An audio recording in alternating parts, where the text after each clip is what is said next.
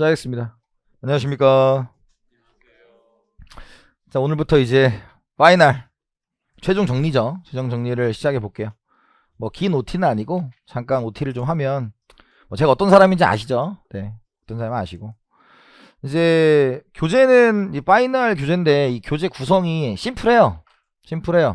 근데 굉장히 중요해요. 왜냐면 여러분들이 시험장 가셔가지고 이제 시험 문제를 풀 때 5개의 선지 중에서 확실히 하는 3개만 알아도 답을 고르는 데 전혀 지장이 없어요. 그래서 그 지금까지 나왔던 그 기출 선지들을 다 모아놓은 겁니다, 여기다가. 그래서 정말 중요한 거는 겹쳐서도 낮고 그런 거기 때문에 또 이건 매년 개정이 돼요. 왜 매년 개정이 되냐면 또 올해 거 반영하고 올해 거 반영해서 아마 이만큼 듣고 질 때까지 공부하시면 안 되고요. 네, 그 전에 합격하셔야 되겠죠. 그래서 여기 있는 거를 봤을 때 굉장히 잘 보시면 기출됐던 거를 좀 잘 하실 수 있다라는 거예요. 이제는 뭐 특정 이론이 어떻고 뭐 이런 타이밍의 시간이 아니에요. 그러니까 이 주제에 나왔을 때 이 선지만큼은 자주 출제되는 건데 내게 확실히 맞다 틀리다를 아시면 되는 시간이 됐고, 그 다음에 강의 시간은 극한의 5회차인데 이 5회차로 가능하도록 최대한 노력을 해볼게요. 왜냐면 작년 같은 경우는 7회차였거든요.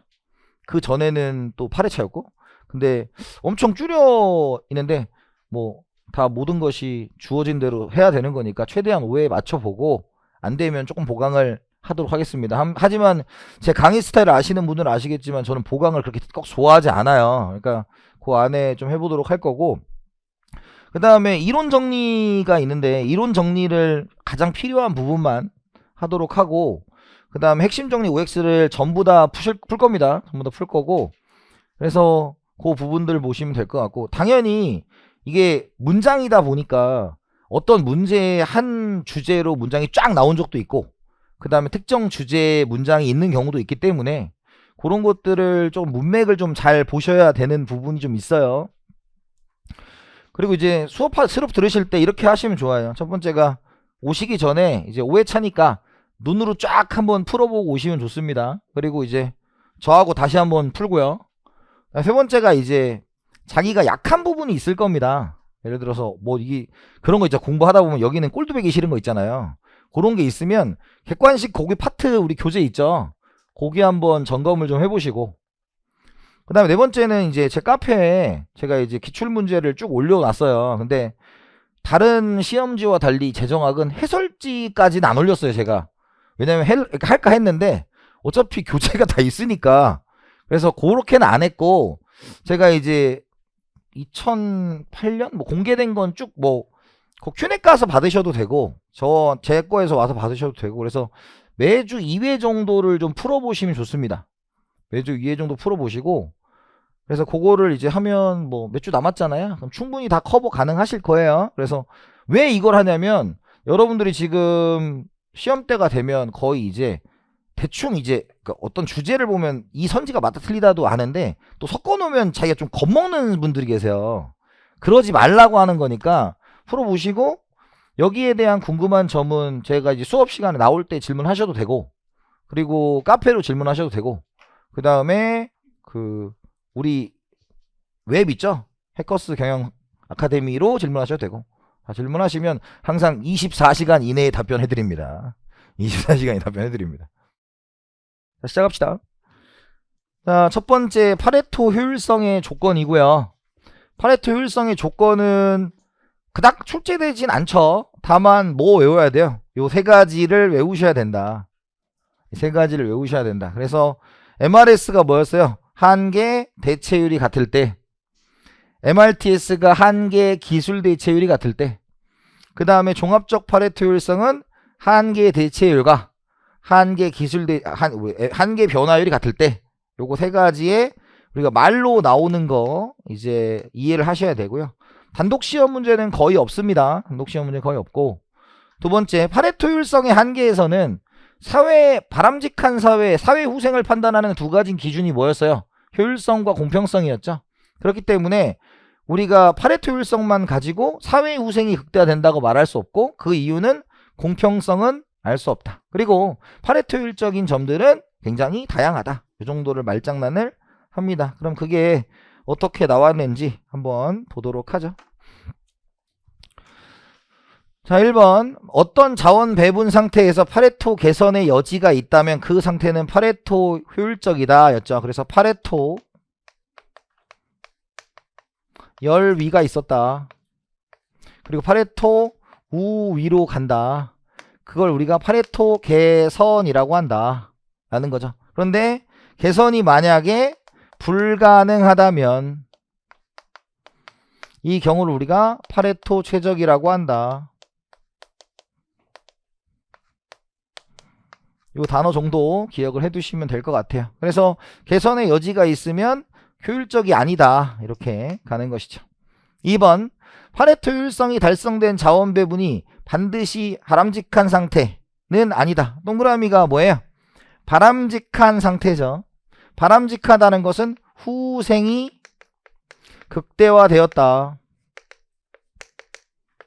후생이 극대화된 것은 우리가 파레토 효율성만으로 판단할 수 없고 뭐까지 고려가 돼야 된다? 공평성까지 고려가 되어야 합니다. 그래서 맞는 얘기고요. 3번. 파레토 최적을 낳는 자원 배분은 무수히 많다. 맞죠? 그래서 요거 자주 낸다 라는 거 말씀드렸고요. 4번째. 파레토 기준은 두 사람의 효용을 비교할 수 있을 때 적용이 가능하다라는 거예요. 그러니까 두 사람의 비교.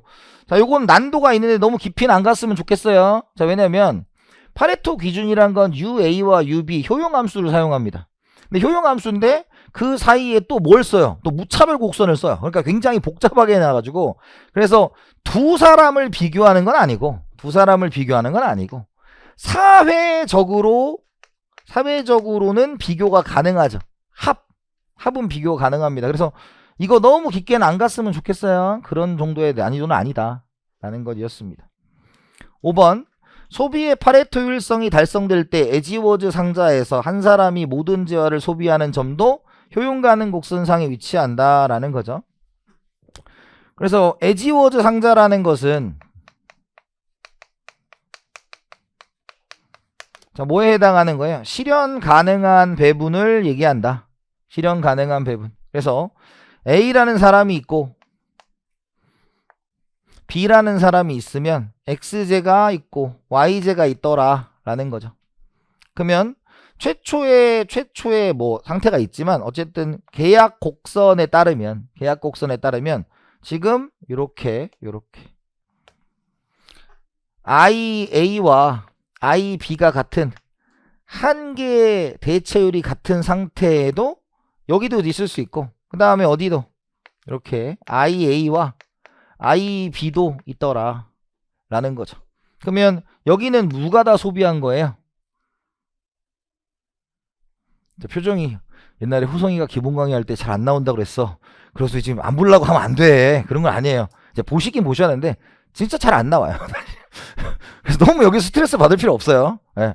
너무 그렇게 막 그런 건 아니다. 다만 지금 요 말은 뭐예요? 여기는 누가 다 소비하고 B가 소비하고 여긴 다 A가 소비하고 여기는 뭐 골고루 소비한 거겠죠.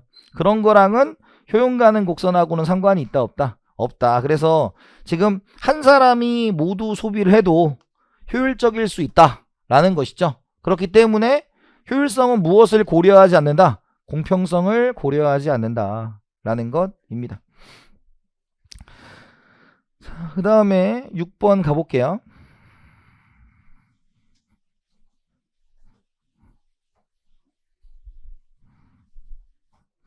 자, 6번에 소비 계약 곡선상의 모든 점에서는 재화의 초과 수요 또는 초과 공급이 발생하지 않는다 그랬는데 요것도 너무 깊게 안 가셔도 돼요.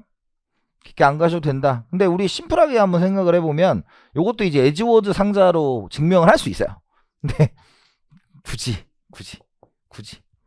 그럴 필요 없고 이렇게 생각하면 됩니다. 우리가 소비 계약 곡선 상의 점을 우리가 한번 후생경제학에 일정리로 생각을 해봅시다.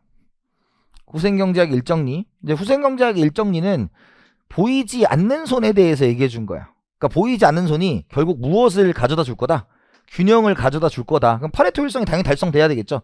그런 의미에서 초과 수요, 초과 공급이 발생하지 않는다 정도로 기억하시면 될 것 같아요. 이거 다시 에즈워즈 상자 그려서 얘가 이제 XJ를 얼만큼 원하고 YJ를 얼만큼 원해서 가격체가 바뀌고 이렇게 증명할 수 있는데 뭐 시간 낭비인 것 같습니다. 굉장히 시간 낭비인 것 같고. 그래서 요거는 참고사항. 자, 그 다음에 7번 개인 A와 B의 효용함수가 동일하다면 한계 대체율이 동일하므로 파레토 개선이 불가능하다라는 겁니다. 그래서 7번 같은 경우는 예를 들어서 효용함수가 U는 X, Y 이렇게 있다. 근데 우리 재정학에서는 이걸 잘 배우진 않지만 얘를 우리가 컵 더글라스 효용함수라고 해요. 효용함수라고 합니다. 자, 근데 이렇게 있잖아요. 자, A도 이 함수고 B도 이 함수다 이거예요. 그러면 지금 요렇게 해서 여기를 가지고 있다.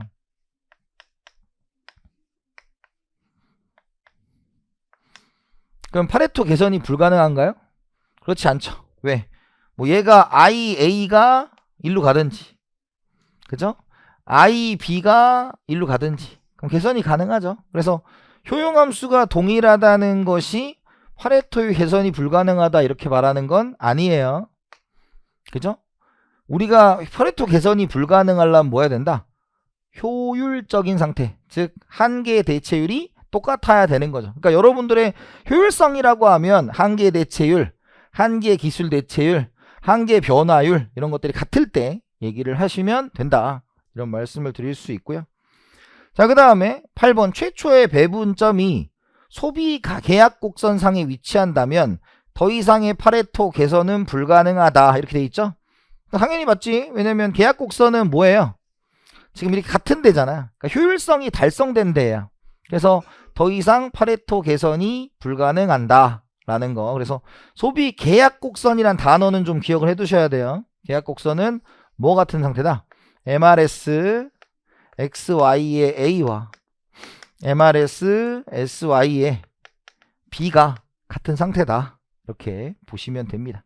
그래서 계약 곡선이란 단어는 결국 파레토 효율성을 달성한 상태다. 이렇게 기억을 해 두셔야 돼요. 그래서 여러분들이 이제 한 단계 나아가서 기억할 게 뭐예요? 우리가 소비의 계약 곡선으로 도출되는 게 뭐예요? 소비의 계약 곡선 도출되는 거. 효용 가능 곡선이에요. 이건 말장난 낼 수 있는 부분이에요. 생산의 계약 곡선. 생산의 계약 곡선으로 만들어지는 것이 이제 뭐가 됩니까? 생산 가능 곡선이에요. 생산 가능 곡선. 그럼 효용 가능 곡선은 어떻게? 여기가 UA고 얘가 UB로 구성되어 있어서 이렇게 그리는 거고, 생산 가능 곡선은 X와 Y로 구성되어서 이렇게 그려지는 거죠. 그래서 우리 기출에는 X, Y축에 뭐가 들어가는 걸 바꿔가지고 출제한 적이 있어요. 효용 가능 곡선은 X축에 UA, Y축에 UB. 생산 가능 곡선은 X, Y가 들어간다 라는 거 점검을 해 두셔야 됩니다. 점검을 해 두셔야 되고요. 자, 그 다음에 9번 파레토 최적 상태는 누군가의 희생 없이는 어떤 사람의 후생 증대가 불가능한 상태죠. 그죠? 그래서 누군가는 감소시켜 파레토 개선이 불가능한 상태를 이렇게도 표현을 합니다.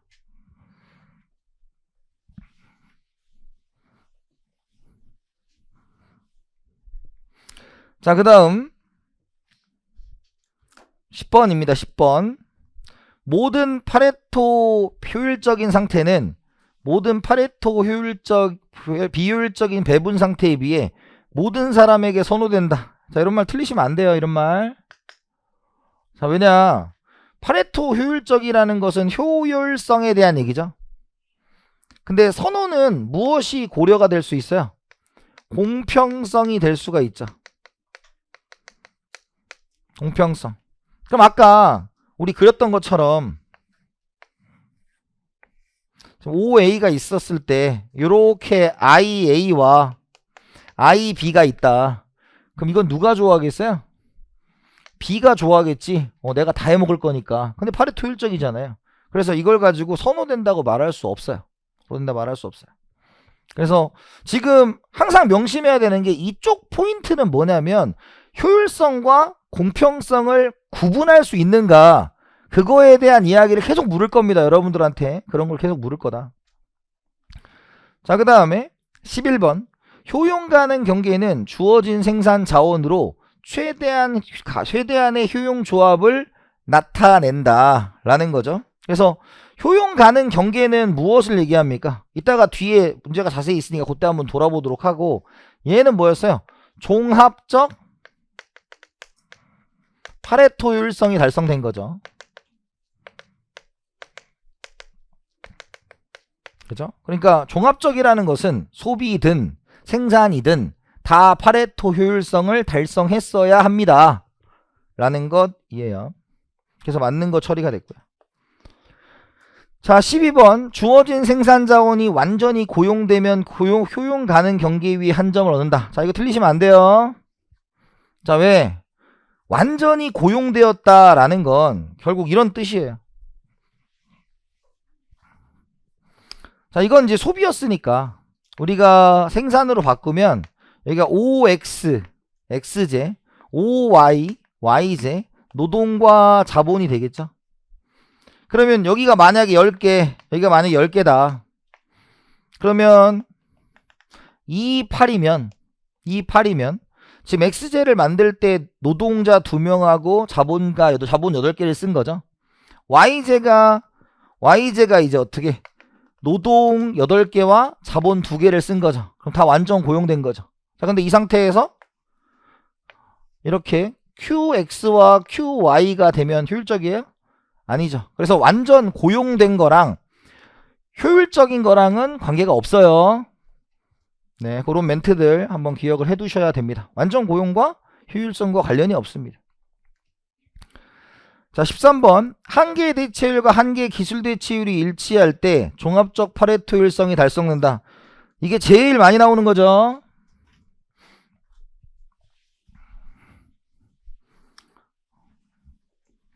자, 뭐였다? 소비에서의 파레토 효율성 MRS XY의 A와 MRS XY의 B가 같아야 된다. 생산에서의 파레토 효율성 MRTS LK의 X와 MRTS LK의 Y가 같아야 된다. 그죠? 종합적 파레토 효율성 MRS XY의 A와 B가 같고 MRTXY가 같아야 된다라는 거죠. 그죠? 그럼 이제 항상 나오는 질문이 얘 어디 갖다 팔아먹었어요? MRTS 어디다 갖다 팔아먹었어? 자, 우리가 X, 0, Y가 있으면 요게 생산 가능 곡선이면 생산 가능 곡선의 모든 점은 얘를 달성한 거예요. 그래서 날아간 겁니다. 생산 가능 곡선의 기울기 얘가 MRT이기 때문에. 그래서 요게 제일 많이 나오는 스타일의 문제죠. 자, 한계 대체율과 한계 기술 대체율이 일치하면 종합적 파레토 효율성이 달성되는 게 아니라 한계 기술 대체율 대신에 뭐 써야 돼? 한계 변화율을 써야 되는 거죠. 그래서 가장 기본적인 폼의 문제는 뭐냐면, 참고로 여러분들 요거 계산 문제가 나오면 틀리세요? 농담에 또 표정이 뭐야 그러지 말고, 그게 최근에 그 파레토 효율성 계산 문제는 가장 극강의 난이도예요. 가장 극강의 난이도. 그게 어디서 나오는 거냐? 회계사에서 나오거든요. 근데 올해도 안 나왔어, 회계사도. 그러니까 좀 요즘 추세가 있잖아요. 이 경제를 직무 연관성으로 많이 보지 않아요. 근데 어쨌든 경제는 쉽게 내든 어렵게 내든 공부 안 한 사람한테는 어려워. 그러니까 평균은 어느 정도 유지가 되기 때문에 그걸 가지고 막 그러진 않습니다. 다만 여기서 여러분들이 포인트를 잡으면 최근 10년까지의 출제는 다 뭐다? 한계 대체율 자리 한계 기술 대체율 넣고 한계 기술 대체율 자리 한계 변화를 넣어서 말을 바꾸는 거예요. 그거는 여러분들이 이겨내셔야 된다고. 그래서 이건 엄청 중요합니다. 그래서 이 X죠. 자, 14번.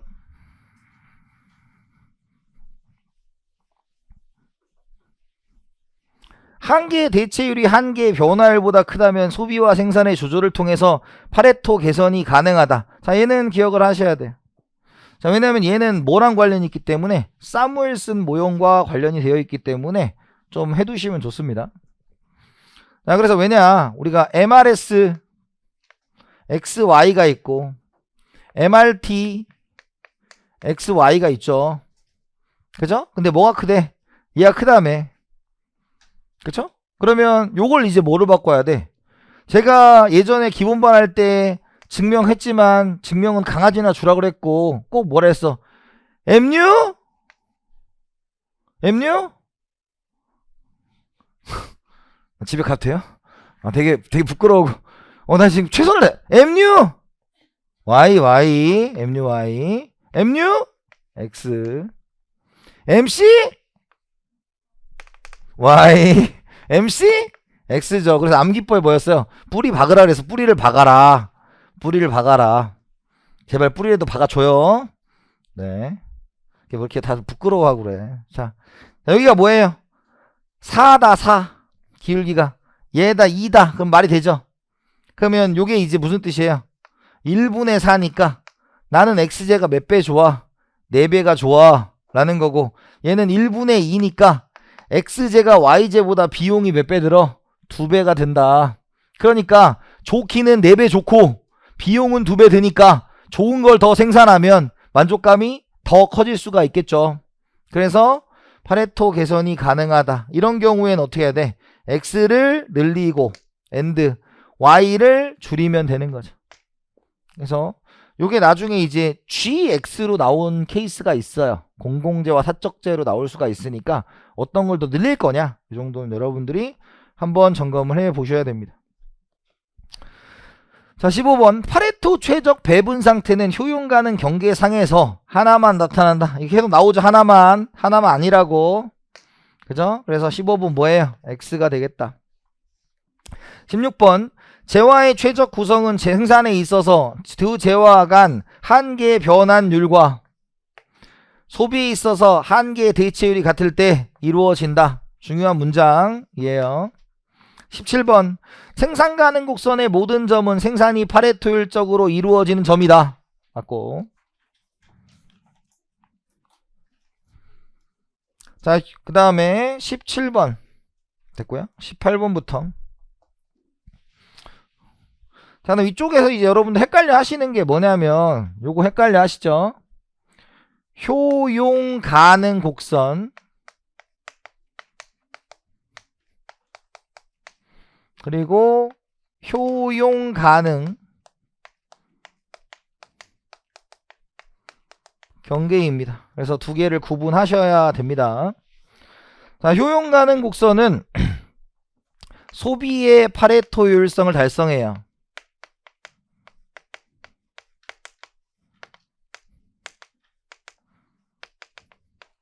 그러니까 소비의 파레토율성이니까 그냥 어떤 한 케이스만 얘기를 하는 거예요. 근데 효용 가능 경계는 우리가 먼저 x0 y를 하면, 자, 이렇게 생산 가능 곡선을 그렸다는 게 뭡니까? 생산의 파레토율성을 달성했고, 이 점에서도 에지워즈 상자, 이 점에서도 에지워즈 상자, 이 점에서 에지워즈 상자. 그러면 여기만 있는 게 아니라 모든 점들에서 MRT와 한계 대체율이 동일한 점을 찾는 거기 때문에 얘는 뭐예요? 종합적 파레토율성을 달성한 겁니다.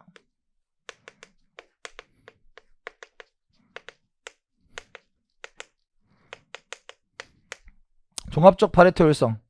그리고 효용 가능 경계는 종합적 파레토율성을 달성한 효용 가능 곡선의 포락선이에요. 그러니까 우리가 달성한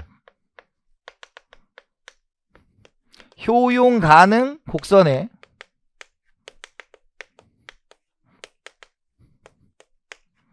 포락선이라고 부릅니다. 그래서 얘를 뭐라고 부른다? 대효용 가능 곡선.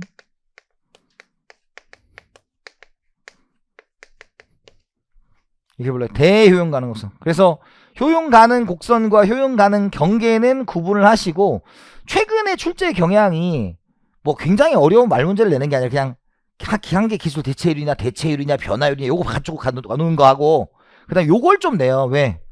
이걸 이제 은근히 하기 싫어하니까 이걸 이제 은근히 싫어하니까 요걸 좀 구분해서 내는 게 출제 포인트가 되더라고요. 그걸 정리를 좀 해 두셔야 됩니다. 자, 그래서 18번부터 존재하죠. 18번. 효용가는 경계상의 각 점에서는 소비의 파레토 효율성만 충족된다. 그러면 효용가는 경계죠. 그죠? 그러면 효율성만 충족된다. 틀렸죠? 근데 소비의 파레토 효율성이 충족된다. 그럼 맞아 틀려? 맞는 거죠. 맞는 거죠. 두 번째. 효용가는 경계상의 한 점은 생산가능 곡선의 한 점과 대응 관계에 있다라는 거야. 한 점과 대응 관계에 있어요, 없어요? 있겠죠. 근데 그 점이 모두 모였겠지. 그죠? 자, 그 다음에 20번에 보시면 효용 가능 경계 일부 점에서만 이렇다라고 했는데, 효용 가능 경계는 뭐라 그랬어? 종합적 파레토 효율성이 달성됐다 그랬죠. 근데 이게 뭐였어? 이게 종합적 파레토 효율성이 달성된 조건이죠. 따라서 일부 점이라고 말할 수 있다, 없다? 없다 라는 거였습니다. 그래서 틀렸고요.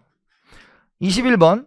효용 가능 경계에는 소비에 있어서 계약 곡선을 효용 가능 공간으로 옮겨 놓은 효용 가능 곡선의 포락선이다 라는 거죠. 그래서 소비에 있어서 계약 곡선을 옮겨 놓은 건데, 이 소비 요것도 마찬가지 출제자가, 그러니까 여러분 참고로 우리 문제 풀 때 출제자랑 싸우면 안 돼요. 그리고 항상 명심하세요. 출제자는 잘못되지 않았다. 내가 잘못된 것이다. 그렇게 접근하셔야 됩니다. 그러니까 이것도 엄밀히 말하면 소비에 있어서라고 말하면 안 되지. 근데 출제자의 의도는 그런데 소비도 되고 다 되니까 이렇게 된 거예요. 이것도 엄밀히 말하면 싸울 수는 있어. 근데 답이 워낙 틀린 게 딱 정해져 있어가지고 싸울 수는 없고. 자, 그 다음에 효용 가능 경계는 효율과 공평을 동시에 달성시킨다. 공평은 상관이 있다, 없다? 없다. 자, 그래서 여기는 이제 특히 섣불리 계산 문제는 접근하지 마세요. 그거는 비추. 근데 여기선 중요한 게 소비, 생산, 파레토 효율성의 구성에 있어서 말장난을 좀 연습을 하시고요. 그 다음에 효용 가능 경계랑 효용 가능 곡선 구분하시고요. 그 다음에 마지막으로 파레토 효율성 공평성과 상관이 있다, 없다? 없다. 그리고 파레토 효율성을 달성하는 것은 무수히 많다. 이 정도를 정리해 두시면 될 것 같아요. 그래서 중요한 문장은 그때그때 별표를 해드리니까 참고해서 기억을 하시면 됩니다. 그래서 시험장 가셔가지고 이 문장이 보이면 그리고 넘어가는 거예요. 그러면 그 카페에 필기노트 제공한 친구가 시험 볼 때만 해도 막 불안해 했었거든요. 그러더니 제가 최근에 만나가지고 근데 너 지난번에 몇 점 맞았어? 이렇게 물어봤어요. 그랬더니 4개 틀렸다고 짜증을 내는 거예요. 그 전까지 시험 보기 전에 나한테 선생님 죄송하건 어떡해요. 그래갖고 4개 틀린 것도 짜증난다 그러더라고. 그럼 그 친구 4개 틀릴 때 몇 분 걸렸을 것 같아요? 15분이에요. 15분 컷. 네. 어차피 다 답만 딱딱 찍고 넘어가는 거기 때문에. 자, 그 다음에 효율 우리가 후생경제학의 1정리, 2정리 있죠. 자, 1정리, 2정리가 단독으로 출제될 가능성은 높지 않아요.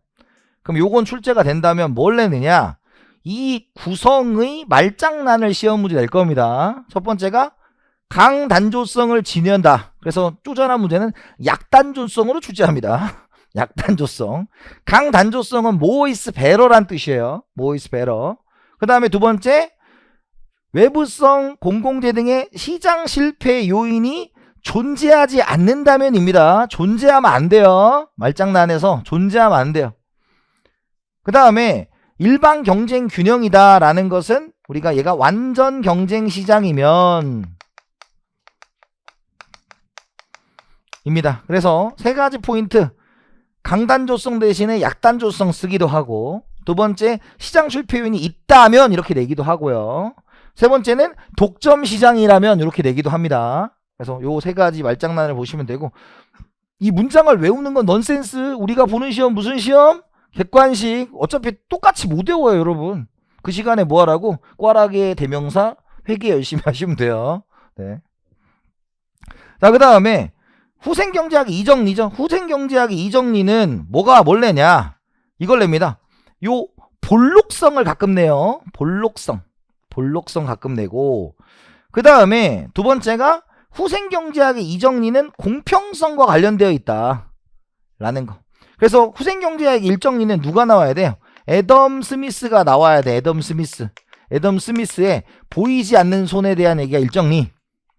이 정리는 우리가 파레토 후생 경제학에서 유일하게 공평성을 언급한 애가 누구다? 얘다 정도를 기억하시면 됩니다. 자, 이렇게 봤고요. 자, 1번부터 또 진행을 해봅시다. 자, 먼저 우리가 요런 걸 이제 예전에 좀 낸 건데, 자, 우리가 완전 경쟁 시장이면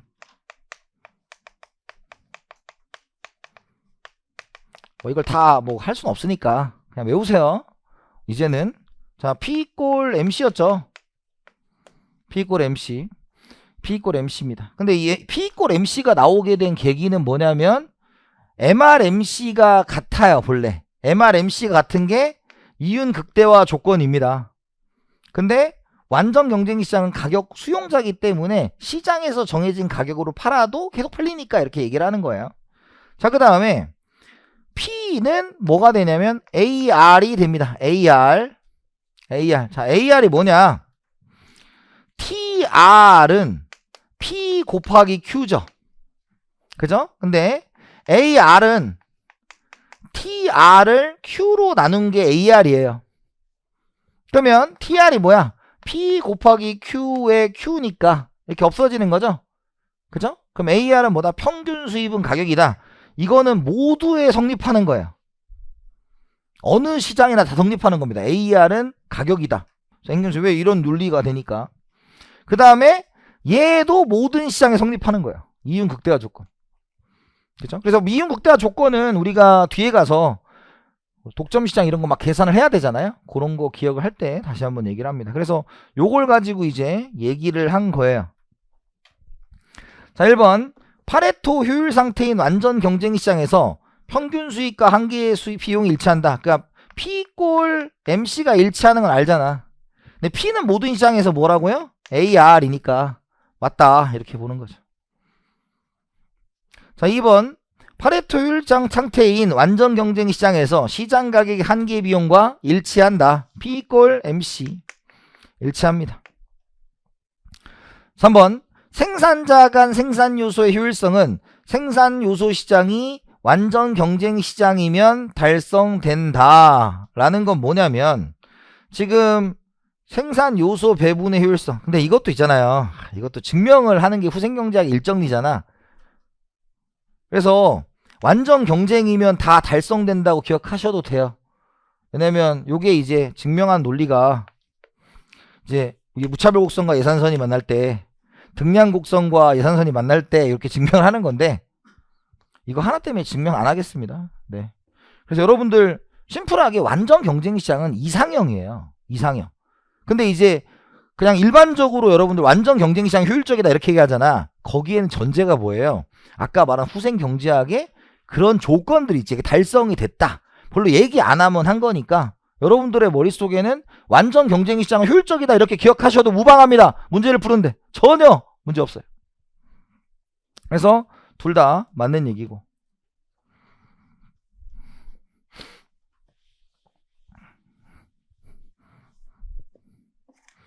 자, 5번 기억해야죠.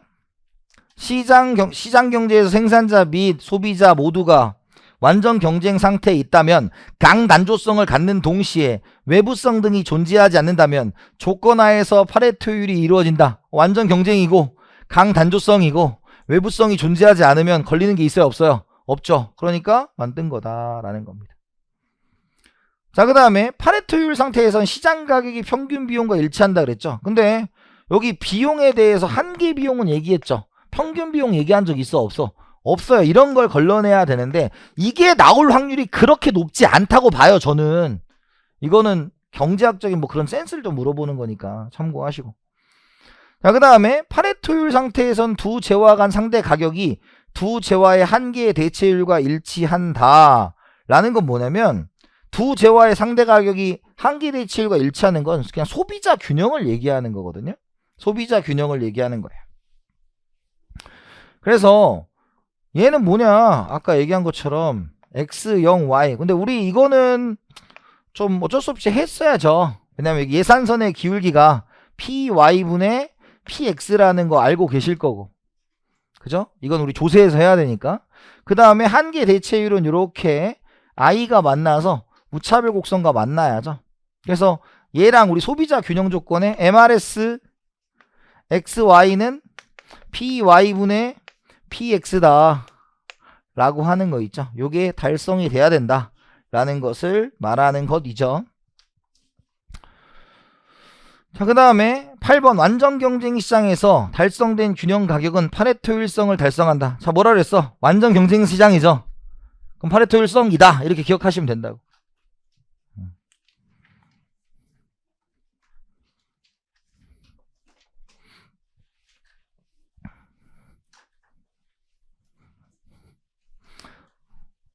자, 9번 외부 경제가 존재하더라도 완전 경쟁만 이루어지면 파레토 회적의 자원 배분 가능하다. 걸리죠 이렇게. 외부 경제가 있으면 돼 안 돼? 안 된다. 이제 그렇게 찾아내야 돼요. 소스로. 그 다음에 모든 사람의 한계 대체율이 같을 때 소비 및 생산의 파레토 효율성이 달성된다 그랬죠. 자, 이 걸러내야지. 자, 한계 대체율이 같을 때였어요. 그러면 소비는 됐지. 생산이 되려면 뭐의 정의가 있어야 돼? 한계, 변할 이런 단어들이 있어야 하잖아. 그런 게 없잖아요. 그러니까 여러분들 여기를 할 수 있으면 이제 이쪽을 조금 잘하게 된 거예요. 소비일 때 물어보는 건 뭐냐? 생산일 때 물어보는 건 뭐냐? 종합일 때 물어보는 건 뭐냐라는 걸 찾아내셔야 되는 거죠. 찾아내셔야 되는 거죠. 자, 11번. 후생경제학의 일정리는 애담 스미스의 보이지 않는 손이 효율적인 자원 배분을 실현함을 보여준다. 아담 스미스가 뭐였어요? 일정리. 자, 12번. 파레토 효율성 관련된 후생경제학 일정리에 있어서 소비자의 선호책에 대한 기본 가정은 동일하지 않다. 눈이 있으면 동일하지 않다는 걸 알아요. 문장이 똑같지 않잖아. 그렇죠? 자, 그 다음에 13번. 후생경제학의 이정리는 초기 부존자원을 적절하게 배분배함으로써 효율성은 저해하지만 공평성을 추구할 수 있다는 걸 보여준다. 자, 동그라미가 뭐예요? 효율성을 저해하지만 저해하면 돼요 안 돼요? 안 된다 라는 걸 찾아내셔야죠. 그러니까 틀린 거다. 자, 그 다음에 후생경제학의 이정리는 소득 재분배를 위한 정부 개입의 타당성을 보여주는 거다라는 겁니다. 자, 근데 요것도 너무 깊게 가면 안 돼요. 너무 깊게 가면 안 돼요. 왜냐면 지금 후생경제학 이정리는 소득 재분배를 정부가 합니다. 정부가 해요. 자, 그런데 정부가 할 때 그냥 하는 게 아니라 뭘 바꾸면 안 되냐면 상대 가격 체계를 바꾸면 안 돼요. 상대 가격 체계를 바꾸면 안 돼. 그럼 상대 가격 체계를 바꾸면 안 된다는 게 어떤 세금을 써야 된다? 뭐 정액세나 이런 거 써야 돼. 중립세 이런 거 써야 돼. 그러니까 정부가 그냥 와 개입해라 이런 얘기가 아니라 네가 개입을 하면 좋아지긴 하는데 아주 정해진 상황에서 그렇다는 얘기예요. 그래서 이거 깊게 파지 마세요. 예. 후생경제학의 이정리는 정부가 중요하다 뭐 이런 거 아니야. 애덤 스미스랑 어떻게 같이 갑니까 얘가? 그런 건 아니죠. 다만 얘는 뭐다? 우리가 후생경제학 이정리는 공평성에 대한 얘기를 했다 라는 거예요. 공평성에 대한 얘기를 했다. 유일하게 그거 정도를 기억하시면 되는 거예요. 유일하게 공평성에 대한 이야기를 했다라는 점, 그 부분을 생각해 두시면 좋을 것 같아요. 자, 그 다음에 4번. 보이지 않는 손의 원리가 되는 게 죄수의 딜레마다. 요즘에 죄수들의 딜레마 좀 이거 쓰는 것 같아요. 용의자의 딜레마입니다.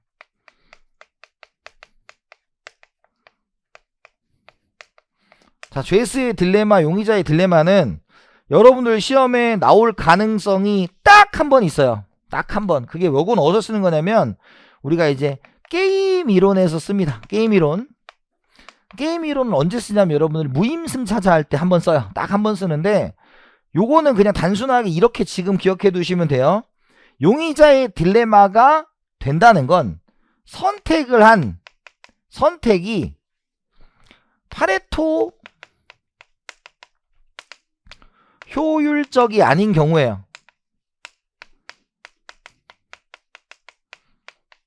그죠? 똑같은 말이 뭐예요? 똑같은 말이 파레토 개선이 가능한 경우에 용의자의 딜레마의 상태에 빠져 있다. 이렇게 표현을 하는 겁니다.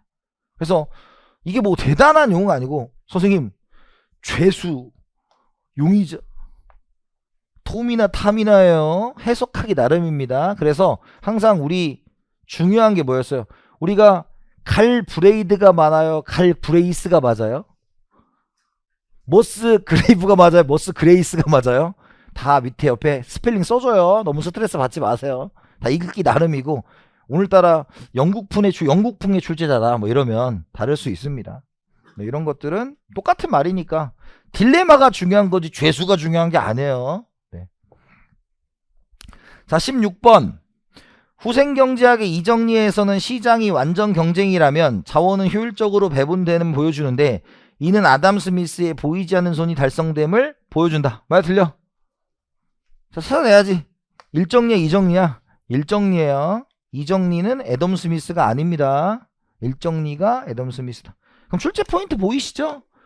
그러니까 우리가 일정리 이정리를 쭉 보는데 그러니까 이제 이쯤 왔잖아요. 그럼 이쯤 오면 여러분들 이런 공부를 하면 안 돼. 내가 이 문장을 봤는데 이게 이렇게 응용되면 어떡하지? 이렇게 응용되면 어떡하지? 이렇게 공부하는 거 아니에요.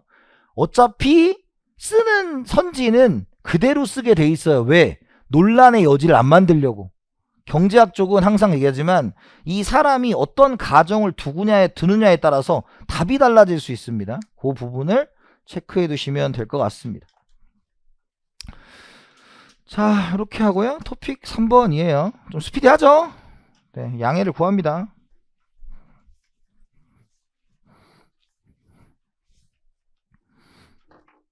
자 공리주의 함수, 롤스 함수 뭐예요? 자 얘 둘 다 뭐 나온다? 계산 문제 나오죠? 계산 문제. 그래서 계산하는 방식은 뭐였다? 사회적 총합을 가지고 계산 시 요거 있죠? 총량이 주어질 거예요. 그죠? 여기 계산 문제도 있어요. OX지만 계산 문제가 있습니다. 총량이 주어질 거예요. 그 다음에 소득의 한계용이 같다라는 건 무슨 뜻이에요? 1000만원을 버는 사람이 100만원을 더 버는 것이나 100만원을 더 버는 사람이 100만원을 더 버는 것의 만족감은 똑같다. 그러니까 1 더하기 1이 이지 귀요미가 아니다. 이렇게 설명을 한 거죠. 그죠? 그래서 요거랑 두 개 연립해서 푸는 거 이따 문제에서 풀 거고요. 그 다음에 롤스도 어때요? 총량이 주어지고 이번에는 최소 수혜자 최대 원칙이다 라는 거죠. 그래서 여기서 하나 더 나오는 게 뭐예요? 공리주의 하면 누구랑 같이 봐야 돼? 에지워즈를 같이 봐야 되는 거죠. 다만 에지워즈를 언급하지 않은 공리주의는 모두 뭘로 본다? 벤담으로 봅니다. 벤담. 누가 가지든 상관없다. 근데 에지워즈는 한계용이 체감하는 형태를 말하기 때문에 균등 분배를 좋아해요. 그래서 다른 케이스입니다. 얘는. 그래서 에지워즈냐 아니냐를 구분을 하셔야 된다. 요거 기억을 하셔야 되고요. 그 다음에 롤스는 무슨 자형? L자형. 그리고 누구? 레온 TF 함수다. 레온 TF 함수다. 라는 거 기억을 해 두셔야 됩니다. 이따 계산 문제 다 있어요. 그리고 작년 거도 다 반영을 해놨기 때문에 뭐 보시면 좋습니다. 자 평등주의 틀리면 화낼 거예요. 이거 틀리면 진짜 큰일 나죠. 가난한 사람의 높은 가중치 부여. 작년 시험 문제에도 나머지 안 읽어도 요게 딱 있었어요. 그럼 오 찍고 넘어가면 됩니다. 네, 동일한 가중치를 부여한다. 뭐 이렇게 나옵니까? 그 다음에 LO의 불가능성 정리는 2018년에 한번 나왔죠. 그리고 드디어 안 나왔는데 여기는 완비성, 이행성, 파레토 원칙, 무관한 대안으로 독립성, 비독재성인데 출제는 뭐가 나왔다? 다음 중 아닌 것은 1번 볼록성 이렇게 나왔어요. 그러니까 볼록성이 아니다 라는 거 출제를 보시면 되죠. 다만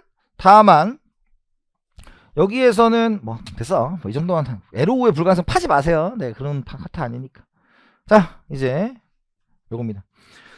작년에 사회후생함수 관련한 게 3문제가 나왔어요. 엄청 많이 나오고 있는 추세입니다. 그래서 이쪽은 토픽 3는 LO의 불가능성 정리를 빼고는 잘해 두셔야 됩니다. 여긴 잘해 두셔야 되고 이걸 알아야 뭘 할 수 있어요? 애킨슨 지수를 또 할 수 있어요. 그러니까 다 같이 가는 거기 때문에 여기는 굉장히 잘 해 두셔야 돼요. 그래서 여러분들 지금 출제의 난도가 저는 이제 평이해진다고 보는 게 뭐냐면 자꾸 뭐 엄청난 계산을 시키지 않아요. 그 엄청난 계산이 뭐예요? 파레토 효율성이야. 근데 그런 거보다는 그래도 조금 좀 약간 시사스럽게 뭐 이렇게 좀 내려고 하는 것 같아요. 어렵지 않게. 근데 말씀드렸지만 아무리 어렵지 않게 돼도 이걸 보는 순간 와 어려워 그러고 이제 평균이 낮아지니까 뭐 그렇지는 않습니다. 자 1번 사회 후생함수는 그 사회가 어떠한 가치 기준을 선택할 것인가에 대한 해답을 제공해 준다. 그래요 안 그래요? 그렇지 않아요. 그래서 이 문장 기억해야 돼요. 그죠? 사회 후생함수는 해답을 주는 게 아니라 그죠? 해답을 주는 게 아니라 몇 가지의 사례를 주는 거죠. 몇 가지 사례를 주는 거야. 이런 게 있다. 그래서 우리가 애킨슨 지수도 어떤 사회 후생함수를 사용하느냐에 따라서 값이 바뀌는 거예요. 자, 그 다음 2번 사회 후생함수는 개인들의 효용을 측정할 수 있다고 본다라는 건 여기서 뭐 쓴다? UA 얘가 UB이기 때문에 측정할 수 있다고 보는 거예요. 왜? 효용이라는 것 자체가 측정을 할 수 있다고 보는 거니까. 자, 그 다음에 사회 후생함수가 UA, UB일 경우 B의 효용이 A 효용보다 사회적으로 2배 한다. 왜? B에 곱하기 뭐 있어? 2 있으니까 2배였습니다. 4번 사회 후생을 극대화시키는 배분은 파레토 효율을 실현한다 라고 했어요. 사회 후생이라는 것은 뭐가 고려됐어요? 효율성과 공평성이 모두 고려됐죠. 그럼 당연히 파레토 효율은 뭐예요? 효율성이 고려된 것이지. 그러니까 사회 후생을 극대화시키면 파레토 효율을 실현한다 이렇게 된 것이죠. 자 5번 어떤 배분이 효용 가능 경계선에 있다면 그 배분에서 효율과 공평을 증가시킬 수 없다 이거죠. 그러면 효용 가능 경계가 UA가 있고 UB가 있습니다. 자 그럼 이렇게 있는 거죠. 효용 가능 경계가. 그러면 지금 얘 A점이나 B점이나 C점에 있으면 다 효율적이 아니에요. 효율적입니다. 그런데 지금 여기는 UA가 여길 가졌고 UB가 여길 가졌을 거 아니야. 그런데 B로 가게 되면 A는 뭐예요? 늘어나지만 B는 뭐 하게 돼 있어? 줄어들 수 있죠. 줄어들어요. 그러니까 둘 다 증가시킬 수 있어요? 없어요? 없다라는 말이 맞는 거죠. 그죠? 없다. 자, 그 다음에 6번 사회 무차별 곡선의 기울기가 1인 후생함수는 어떤 한 사람이 낮은 효용 수준을 갖는다고 해서 그의 효용 수준에 더 큰 가중치를 부여하지 않는다. 자 6번이 기울기가 1이다. 우리 이제 기울기도 되게 잘해야 되잖아요. 자 사회 후생함수에서 요 UB고 UA가 있죠. 그럼 뭐에 대해서 풀고 U에 대해서 풀고 A 앞에 붙으면 뭐였어? 기울기였죠. 그러면 공리주의는 SW 사회후생은 UA 더하기 UB잖아. 그럼 UB에 대해서 놓고 풀면 마이너스 UA 플러스 SW가 되겠죠. 그러면 여기가 이제 마이너스 1이니까 얘는 뭐다? 공리주의죠. 그럼 이 자체도 외우셔야 돼요. 공리주의. 근데 공리주의인데 as was 아니에요. 자, 그 다음에 어떤 한 사람이 낮은 효용 수준을 갖는다고 해서 그의 효용 수준에 더 큰 가중치 따위는 없죠. 가진 사람이나 못 가진 사람이나 똑같기 때문에 만족감이. 그래서 가중치를 주지 않습니다.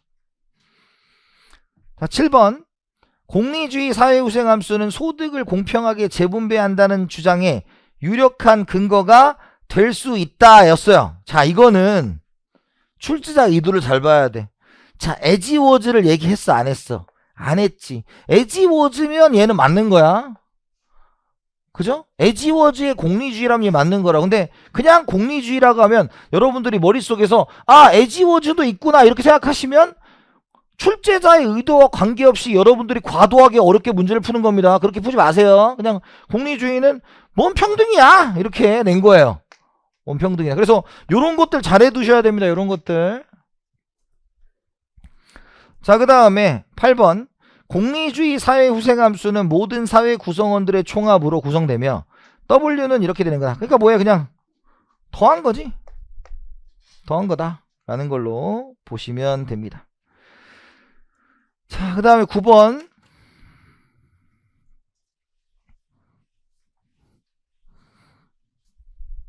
공리주의 사회후생함수일 경우 사회후생이 극대화되려면 각 개인의 소득의 한계 요용이 같아야 된다. 자, 이렇게 돼 있죠. 자, UA, UB가 된다. 그럼 공리주의는 공리주의는 지금 한계 효용이 같아야 돼, 안 같아야 돼요? 자, 봐요. 여기 이제 말짱 들어가지. 소득의 한계 효용이 서로 같으면 뭐였어? 공리주의.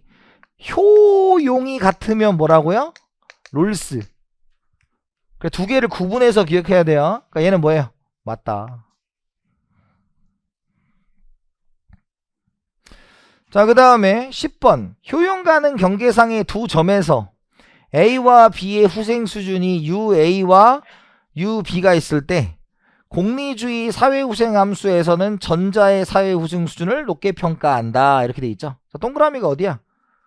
자, 공리주의는 뭐예요? 합. 더하면 뭐예요? 100. 더하면 뭐야? 110이니까 전자의 후자예요. 후자다. 이렇게 보시면 됩니다.